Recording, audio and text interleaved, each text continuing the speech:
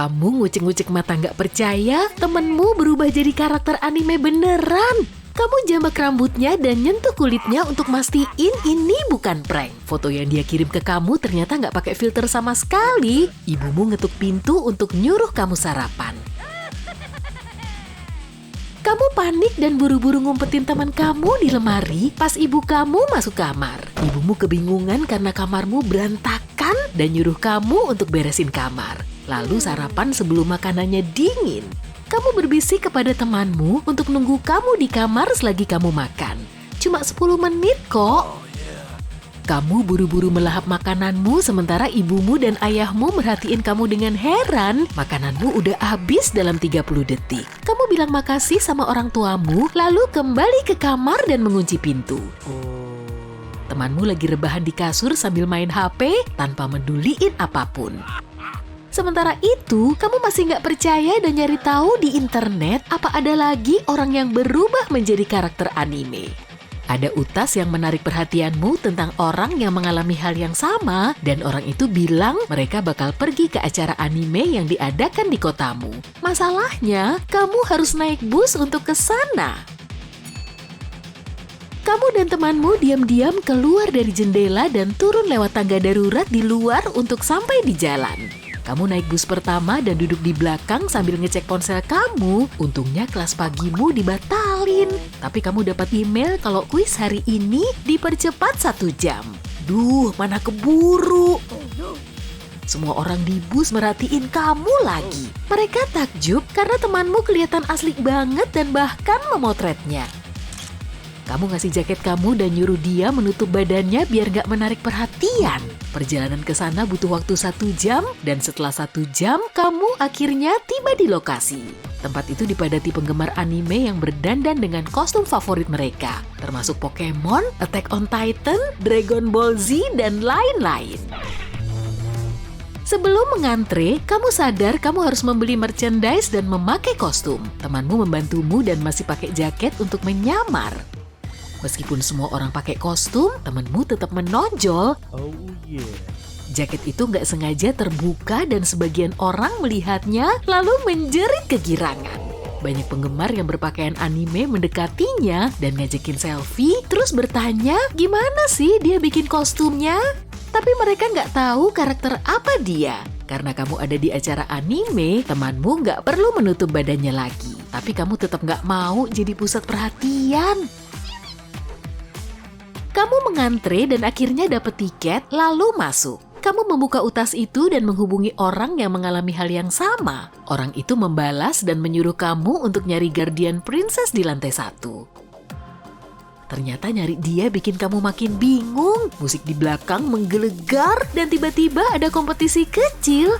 Temanmu malah dinominasikan untuk jadi kostum terbaik tuh. Mereka menariknya ke panggung, semua mata dan kamera mengarah kepadanya.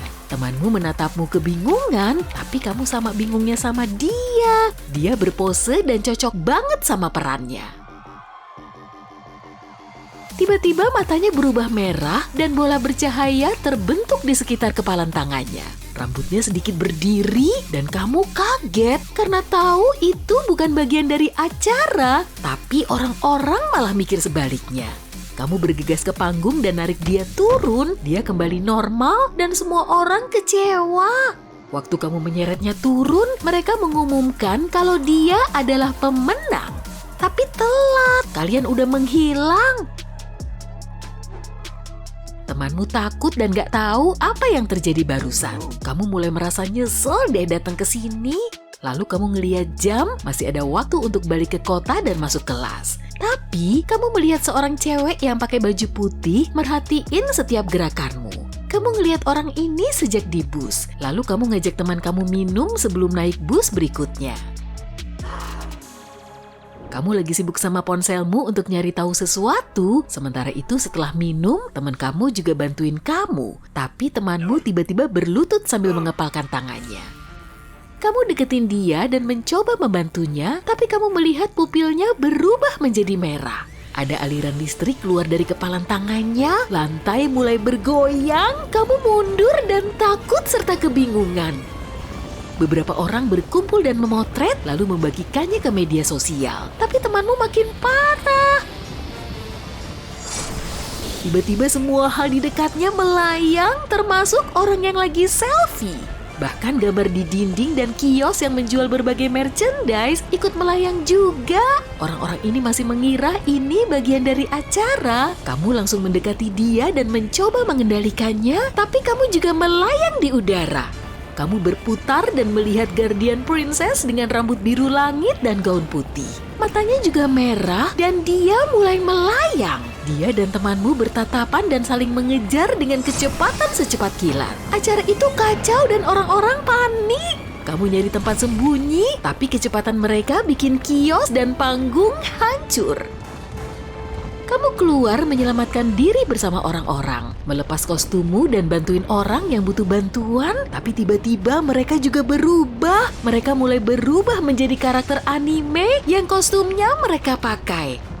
Jadi kamu melihat karakter Pokemon, Attack on Titan, dan Dragon Ball Z jadi hidup. Beberapa dari mereka punya ukuran sama dengan karakter sebenarnya. Kamu nggak tahu temanmu di mana dan semua karakter anime itu makin panik. Peristiwa ini udah diliput media dan kamu masih nggak percaya apa yang terjadi di hadapan kamu.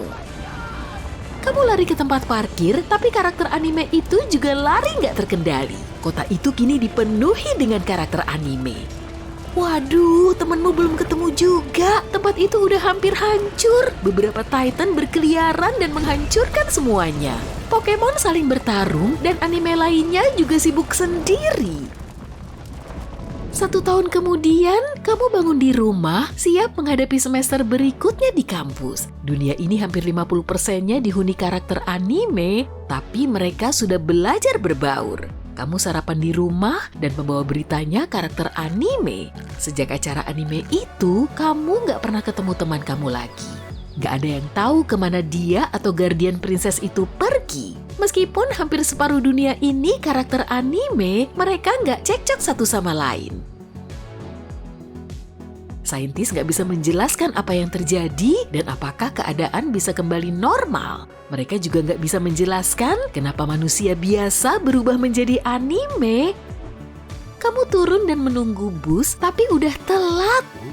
Kamu pergi ke stasiun kereta bawah tanah meskipun sedang jam sibuk. Karakter anime ada di mana-mana, ada yang kecil banget sampai punya bagian khusus sendiri. Anime raksasa pergi dari kota itu dan nemu tempat tinggal di pedesaan yang gak bikin mereka kerusak apapun.